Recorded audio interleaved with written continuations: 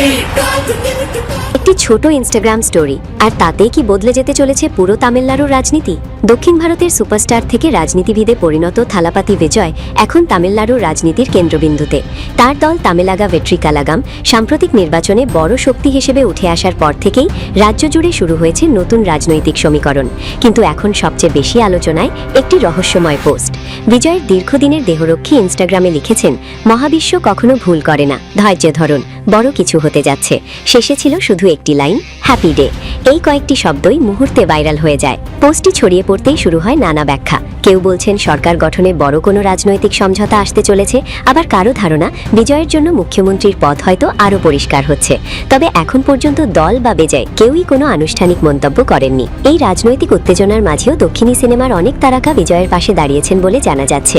কিছু অভিনেতা প্রকাশ্যে টিভিকে প্রতি সমর্থন জানিয়ে মন্তব্যও করেছেন। তামিলনাড়ু রাজনীতিতে সিনেমার প্রভাব নতুন কিছু নয়। এমজিআর, জয়ললিতা থেকে শুরু করে বহু নেতা এসেছে চলচ্চিত্র জগৎ থেকেই। বিশ্লেষকদের মতে বিজয়ের জনপ্রিয়তা মূলত তরুণ ভোটারদের মধ্যে সবচেয়ে বেশি শক্তিশালী। এর আগে বিজয়ের কিছু বক্তব্য ঘিরে তৈরি হয়েছিল আলোচনা। নির্বাচনের পর তার ভালো কিছু ঘটবে ধরনের বার্তাগুলো এখন নতুন করে বিশ্লেষণ করা হচ্ছে। এবার দেহরক্ষী রহস্যময় পোস্ট সেই জল্পনাকে আরও উস্কে দিয়েছে। এটা কি শুধুই একটি অনুপ্রেরণামূলক বার্তা, নাকি সত্যিই পর্দার আড়ালে ঘটছে বড় কোনো রাজনৈতিক পরিবর্তন? அவ்வளவு ஈஸியா தான் உங்க காதுல கேக்குதா அங்கிள்?